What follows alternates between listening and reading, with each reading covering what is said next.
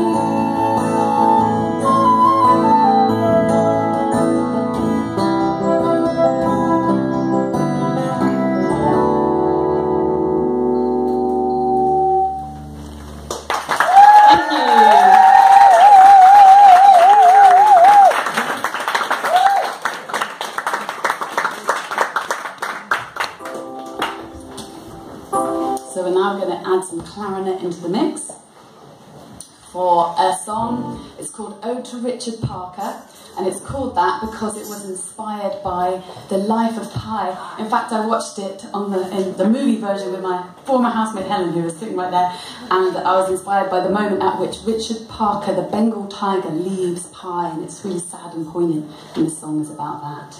Okay, I'll try and do it faster now.